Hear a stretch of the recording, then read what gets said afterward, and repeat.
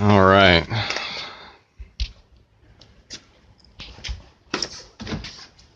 So these are some of the problems I need to take care of. The 3.4. So this is the choke system right here. All the wires and vacuum hoses are all connected, but the cable itself didn't fit over top the supercharger. So the previous owner had just tucked it behind this harness and like hid it. So I mean, it started up fine. So I mean, I guess it doesn't need it. So I am looking to either eliminate that whole thing, if I can do it and make the computer and everything happy inside. Probably do that. Or find a longer cable and lengthen this so it hits the linkage. So I found these, which are the complete electric body harnesses. So they just snuck it along the front of the engine here. This is the front case here. They snuck it along the regular harness, and then just routed it to the firewall, and then to behind the headlights, and everything was just crammed up in there. So I'm going to be looking to chase that back in here, across here, back to the main harness where it goes in to the firewall here, and see where they spliced everything in, and basically just cut off all the extraneous harness and wires. Nobody needs that. Talking of wires, so I started doing that. I was working from both ends of the engine and cleaning up a bunch of grease and stuff that had fallen off, all these leaks and stuff on the coolant and oil. And on the main grounding wire that runs through these heat shields on this side of the engine, I found a bunch of dead wires. Let's see here. So there's 4 of them. One of them has a label. Says it's the brown one. It says ground. Let's see if I can see that there. Maybe not. Ground. So all these connect down to the main ground, but do nothing. So I'm thinking previous owner. Oh, here's the second one. Has DLC as the label. I looked that up. Now I forgot what I looked up, but oh, there we go. So there's the black, another ground wire. So 5 wires in total that went all the way down to the body-mounted ground, but then up to nowhere. So I'm going to trace these down and just snip them. I do believe this is for CB radio, which I have no plans on having one for myself, so no loss there. Alright, so that's the electric part.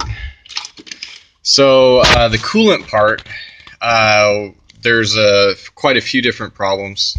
I was unaware when I bought it. I really didn't check this truck out well when I bought it, but it had been hit in the driver's side front, and I could tell now because there's this crease right here in the fender well, and up here on the hood on each side you could see where the paint has cracked, where the paint bent, and it's like, I think this is like a factory predestined bend right here so you don't screw everything up area. So I mean, it did its job, but I do believe that this hood has been jammed pretty good. This is the passenger side, and so what that did is it created a pretty good bend through the front radiator support. And I think they tried to straighten it out, because I mean, from the outside you can't really tell, you know, it looks like a straight rig, But so the bend in the radiator support though caused the aftermarket Chinese-made aluminum radiator to split like 10 different places. So I was dumping coolant out of the front of the rig. Like I said, it ran great, but it was dumping oil, gear oil, and coolant everywhere. So I have to figure. So this is my grill unit, and it's got several flaws. There's supposed to be a bracket right here. It's gone. This bracket, I could probably epoxy that, but there's a lot of stress on it because it's trying to get connected to a bent piece. So the plan right now is to try to bend this piece out a little bit more before I remount the radiator. And the plan is to mount the radiator on a steel frame, so like a crossways steel brace from corner to corner, to make sure that the rather fragile radiator doesn't take any extra stress from this kind of tweaked front end. So when the hood's down, the grill doesn't look that bad. But the fact of the matter is it's not even.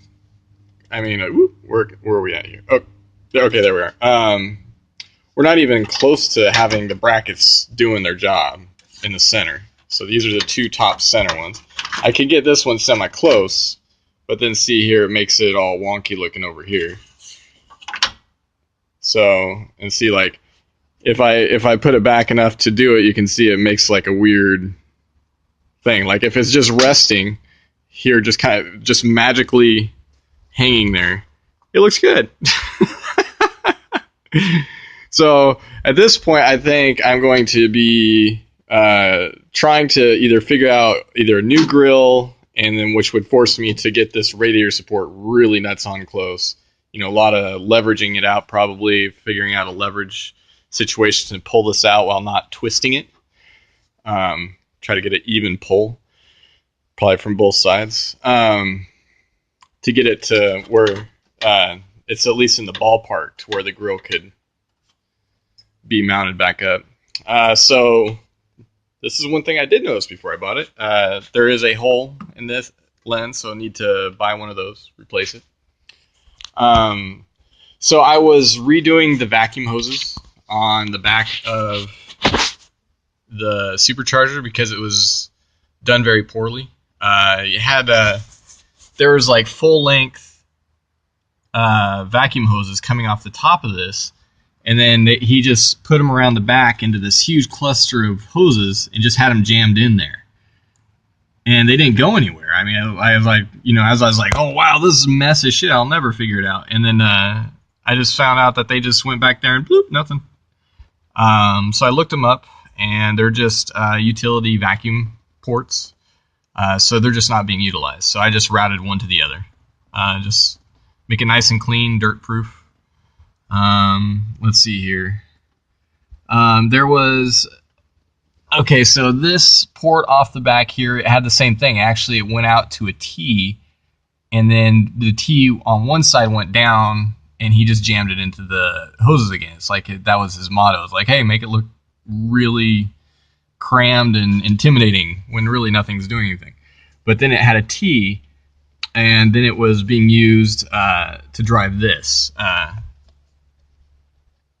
The vacuum hose was actually being used on the other side. So it was like kind of like getting half vacuum, or maybe when it was jammed in there, it was so tight that it crammed the vacuum thing shut, so it was getting most of the vacuum. But anyway, so I had another extra port right here that was not being used. This one was capped.